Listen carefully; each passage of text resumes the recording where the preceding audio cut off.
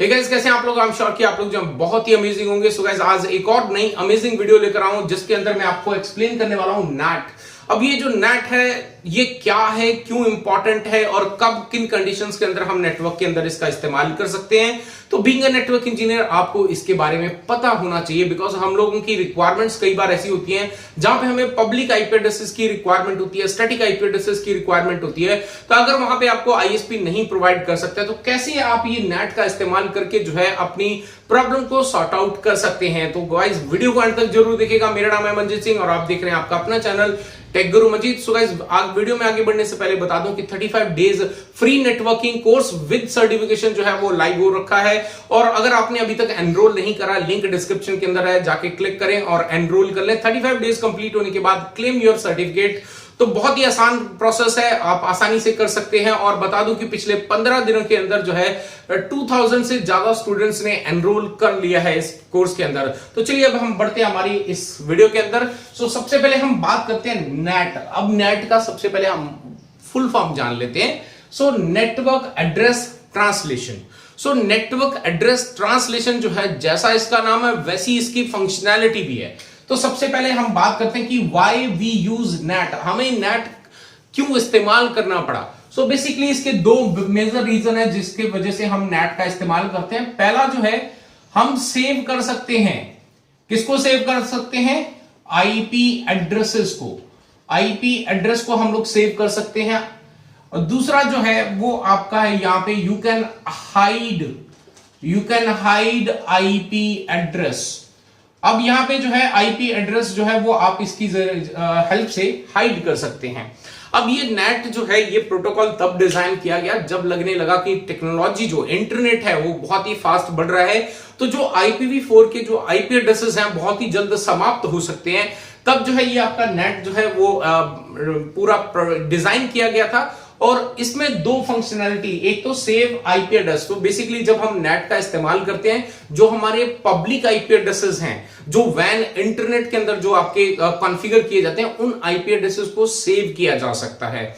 और दूसरा जो है, हम यहाँ पे हाइड कर सकते हैं। से फॉर एग्जांपल, आप नहीं चाहते कि आपका जो प्राइवेट एरिया नेटवर्क के अंदर जो सर्वर है तो उसके ऊपर में अगर आपने प्राइवेट आईपी एड्रेस देके रखा है तो वो प्राइवेट आईपी एड्रेस कहीं पर भी किसी को पता नहीं चलना चाहिए। So with the help of net आप अपने पब्लिक आईपी एड्रेस को आपके प्राइवेट आईपी एड्रेस के साथ में मैप करके जो है उसको हाइड कर सकते हैं। तो ऐसे में जो है आप यहाँ पे ओवरले इस्तेमाल करके जो आप आसानी से अपने सर्वर का जो आईपी एड्रेस है जो एक्चुअली कॉन्फ़िगर्ड है उसको आप मैनेज कर सकते हैं। तो अभी बात करते हैं यहाँ पे टाइप ऑफ नेट्स की। सो टाइप ऑफ नेट की अगर हम बात करें तो हमारे पास दो तरह के नेट अवेलेबल हैं। पहला जो है वो है आपका यहां पे स्टैटिक। तो स्टैटिक जो नेट है ये, दूसरा जो हमारे पास है दैट इज डायनामिक। तो ये दो तरह के जो है डायनामिक, तो दो तरह के हमारे पास नेट अवेलेबल है, स्टैटिक एंड डायनामिक। स्टैटिक के अंदर जो है हम दो कॉन्सेप्ट का इस्तेमाल करते हैं। एक तो आपका स्टैटिक हम कॉन्फ़िगर करते हैं और एक हम इसके अंदर ही एक हमारा जिसको हम लोग पोर्ट फॉरवर्डिंग बोलते हैं बेसिकली। तो port forwarding I am sure आप बहुत लोगों ने नाम सुना होगा। तो जिसको हम लोग बोलते हैं यहाँ पे पैट, राइट, आपका port address translation. Same way आपका जो है डायनेमिक के अंदर भी अवेलेबल है। तो यहां पे आप एक तो डायनेमिक कॉन्फ़िगर करते हैं, राइट, और दूसरा जो है यहां पर भी आप डायनेमिक पैट कॉन्फ़िगर करते हैं। अब इनको वन बाय वन समझते हैं कि ये स्टैटिक नेट और डायनेमिक नेट जो पैट है ये कैसे कॉन्फ़िगर किए जाते हैं। स्टैटिक जो है वो किन कंडीशंस में आपके पास कॉन्फ़िगर किया जा सकता है। तो मैं यहाँ पे एक डायग्राम बनाता हूं। तो से फॉर एग्जांपल ये एक राउटर है जो कि आपको आईएसपी ने प्रोवाइड करा है और यहां पर जो है ये आपका इंटरनेट है। यहां पर आपका लोकल एरिया नेटवर्क स्टार्ट हो रहा है। से फॉर एग्जांपल यहां पे आपका ये स्विच है और इस स्विच के साथ में आपके कुछ कंप्यूटर्स भी कनेक्टेड है, राइट, और यहां पर आपके पास एक सर्वर कनेक्टेड है। अब मान लो कि ये जो सर्वर है वो आपका क्या है, एफटीपी सर्वर है, ठीक है। अब इस एफटीपी सर्वर को आप with in local area network तो आसानी से यूज कर सकते हैं। फॉर एग्जांपल मेरे पास यहाँ पे क्लास सी का आईपी एड्रेस हमने लिया है, यूज किया है 192.168.10.1/24 का आईपी एड्रेस हमने इस पे कॉन्फ़िगर कर रखा है। तो इजीली आप इस FTP का with in local area network तो आसानी से इसको एक्सेस कर सकते हैं। लेकिन अगर आप इसी सर्वर को पब्लिक नेटवर्क से यानी कि इंटरनेट के थ्रू या फिर आपकी इसी कंपनी का कोई रिमोट लोकेशन है, ब्रांच ऑफिस है, वहां से आप अगर इसको जो है एक्सेस करके इसमें डेटा अपलोड या डाउनलोड करना चाहते हैं, तो इन दैट केस आपको क्या करना पड़ेगा, आपको पहली जो कंडीशन होती है इसको कि हमें ये जो ISP है जिससे हमने इंटरनेट लेके रखा है, इस ISP से हम क्या करेंगे, यहां पर एक स्टैटिक IP एड्रेस लेंगे और वो पब्लिक IP एड्रेस होगा जो इंटरनेट से जरिए एक्सेस किया जा सकता है। तो वो पब्लिक IP एड्रेस आपको यहां पे कॉन्फ़िगर करना है और उसकी जगह से, उसकी वजह से आप इस पूरे सर्वर को आप इंटरनेट से एक्सेस कर लेते हैं। से फॉर एग्जांपल आपके पास जो है 11.0.0.1/8 ये IP एड्रेस आपको दिया गया है आपके ISP के द्वारा, जो कि आपका public network, public IP address है। तो अगर आप ये IP एड्रेस इसके सर्वर के अंदर कॉन्फ़िगर कर देते हो तो डेफिनेटली आप आसानी से इस सर्वर को बाहर से इंटरनेट से एक्सेस कर सकते हैं, बिकॉज अभी आपके पास एक static public IP address available है। अब से फॉर एग्जांपल कि आपकी जो ISP है उसने बोला कि मेरे पास आपको देने के लिए कोई भी पब्लिक IP एड्रेस अवेलेबल नहीं है। अब क्या करोगे, अब कैसे अपना ये सर्वर जो है वो बाहर से एक्सेस करोगे? सो बेसिकली यहां पर जो है हमें नेट का, हम ISP को बोल सकते हैं, अगर ISP को नहीं पता है, वैसे तो हर ISP को पता होता है, उनके सारी टीम को पता होता है, लेकिन कुछ कंडीशंस के अंदर कई बार ISP जो है उनके जो इंजीनियर्स हैं वो थोड़ा छोटा मोटा काम कर लेते हैं, ये सब एडवांस काम जो है वो नहीं कर पाते हैं। तो ऐसे में जो है आप क्या कर सकते हो, यहां पर उसको बोल सकते हो कि मुझे यहां पे नेट का इस्तेमाल करके ये आप जो है इसको मैप करके मुझे जो है प्रोवाइड कर दो। सो बेसिकली यहां तक तो ISP को क्या है, पब्लिक IP एड्रेस इस्तेमाल करना होगा। तो यहां पर जो IP एड्रेस है, से फॉर एग्जांपल यहां पे 11.0.0.1 जो है ये IP एड्रेस आपका कॉन्फ़िगर किया हुआ है। तो हम जो है अगर स्टैटिक करते हैं तो स्टैटिक के अंदर क्या होता है, 1 to 1। यहां पे स्टैटिक के अंदर हम बोलते हैं यहां पे 1 to 1। सो बेसिकली 1 to 1 क्या है, तो यानी कि एक आपका प्राइवेट IP एड्रेस और इसको जो है हम कर देते हैं एक पब्लिक IP एड्रेस के साथ में 1 to 1, यानी कि एक सिर्फ सिंगल सर्वर को आपको बाहर लेके जाना है, तो आपका एक प्राइवेट IP एड्रेस को आप मैप कर सकते हैं एक पब्लिक IP एड्रेस के साथ में। तो ये होता है आपका स्टैटिक। अब से फॉर एग्जांपल आपके पास जो है आपके नेटवर्क के अंदर यहां पर मल्टीपल, ठीक है, यहां पे हमारे पास जो है मल्टीपल टू 1 यानी कि अब आपके पास क्या है कि आपके पास यहां पे 2-3 सर्वर हैं, से फॉर एग्जांपल 2-3 सर्वर हैं, उन 2-3 सर्वर्स को आपको क्या करना है, बाहर से एक्सेस करना है। अब बाहर से एक्सेस करने के लिए आपको क्या चाहिए, अगर मान लो कि आपके पास 3 सर्वर हैं, अब 3 सर्वर को बाहर से एक्सेस करना है तो आपको 3 पब्लिक IP एड्रेस चाहिए, बट आपका ISP बोल रहा है कि यार मेरे पास नहीं है अवेलेबल। सो अब नहीं है अवेलेबल, इसकी वजह से आप क्या कर सकते हो, यहां पे जो IP एड्रेस कॉन्फ़िगर्ड है, क्योंकि यहां पे तो कॉन्फ़िगर करवाना ही पड़ेगा, तो ISP को बोलो कि यहां पे स्टैटिक IP एड्रेस दे दे जो चेंज ना हो। तो उसी IP एड्रेस को हम क्या करते हैं, with the help of PAT यानी कि पोर्ट एड्रेस ट्रांसलेशन, आपके जितने भी प्राइवेट IP एड्रेस हैं उनको हम क्या कर देते हैं, आपके एक single public network, public IP address के साथ में मैप कर देते हैं। एग्जांपल के लिए जैसे कि यहां पे स्टैटिक की बात करें तो मैं IP एड्रेस इसका भी लिख देता हूं, ये आपका 192.168.10.1, इसको हमने मैप कर दिया 11.0.0.1 के साथ में। तो ये हो गया 1 to 1 स्टैटिक वाला।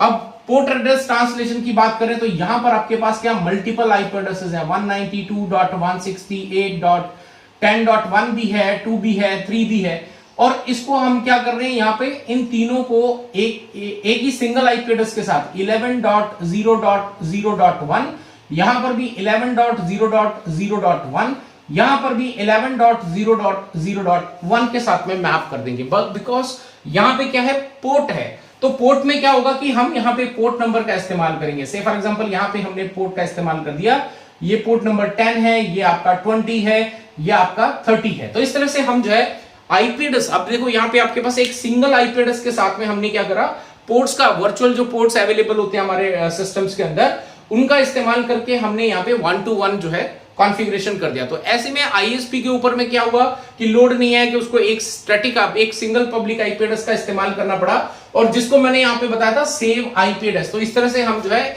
इसका आईपी एड्रेसेस को सेव कर सकते हैं। 3 की जगह पे 1 से ही हमने काम चला लिया। Then what is dynamic? Dynamic के अंदर क्या होता है कि हम यहाँ पे पूल क्रिएट करते हैं, ठीक है, और पूल टू 1 कॉन्फ़िगर कर देते हैं, राइट। तो यहां पर पूल क्रिएट करने के बाद क्या है कि इससे फॉर एग्जांपल हम यहां पे पूल क्रिएट कर देते हैं, सिर्फ पूल लिख देता हूं।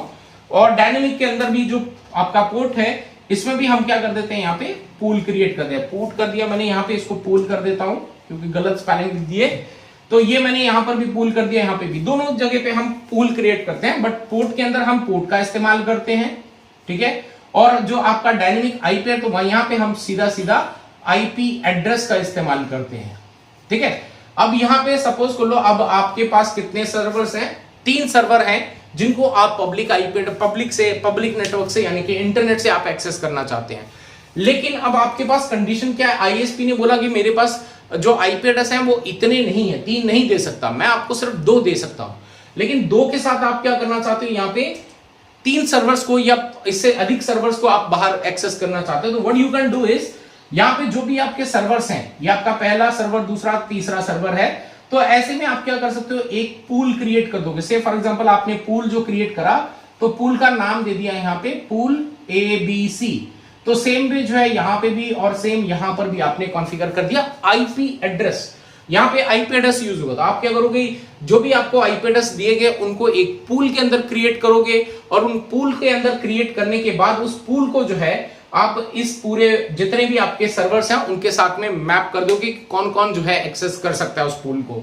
तो इस बेसिस पे जो है आपका जो भी आईपी एड्रेस अवेलेबल होगा उसी के साथ में आपके जो सर्वर्स हैं वो आउटसाइड से एक्सेस किए जा सकते हैं। तो सेम वे जो है आपका पूल जो है, अब मान लो कि आपके पास यहाँ पे आईपी एड्रेस जो है वो लिमिटेड है। से फॉर एग्जांपल आपको 3 आईपी एड्रेस दिए गए आईएसपी के द्वारा, उससे ज्यादा नहीं दे रहे हैं, लेकिन आपको जो आपका पूरा नेटवर्क है, आपके जो सर्वर्स हैं, से फॉर एग्जांपल 10-15 सर्वर्स हैं, अब आप उनको क्या करना चाहते हो, बाहर से एक्सेस करना चाहते हो, राइट। या फिर आपके पास एक सिंगल आईपी एड्रेस है, उसको आप मल्टीपल सर्वर्स को एक्सेस करना चाहते हो, तो आप क्या कर सकते हो, यहाँ पे पोर्ट जो आपके पोर्ट है, आप पोर्ट्स को पूल के अंदर डाल सकते हो। तो ऐसे में क्या होगा कि आपका जो है, से फॉर एग्जांपल ये आपके सर्वर्स हैं, ये आपका सर्वर है, ये सर्वर है, ये सर्वर है, तो आप यहाँ पे जो भी आईपी एड्रेस है और यहाँ पर भी जो आईपी एड्रेस है वो आपका कॉमन भी हो सकता है और आपके मल्टीपल भी हम पूल के अंदर डिफाइन कर सकते हैं। ये कर दिया। अब इसके बाद हम क्या करेंगे, पोर्ट का जो पूल नंबर है, तो पोर्ट को जो हमने पूल के अंदर डाला है तो वो हम यहाँ पे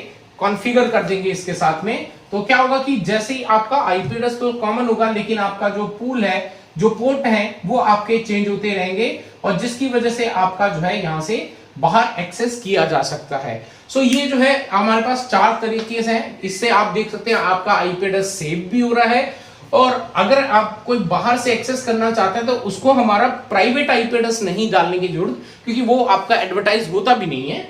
तो ऐसे में जो भी एक्सेस करेगा वो कौन सा आईपी एड्रेस इस्तेमाल करेगा, जो भी आपके यहां पर आईपी एड्रेस है, जो पब्लिक आईपी एड्रेसेस हैं, उन आईपी एड्रेसेस को रिमोट पे एक्सेस लेगा। तो ऑटोमेटिकली आपका जो सर्वर है, जैसे रिक्वेस्ट यहां पर आएगी, ये आगे डाइवर्ट कर देगा आपके सर्वर के ऊपर और सर्वर से फिर डेटा बाहर फैच हो जाएगा।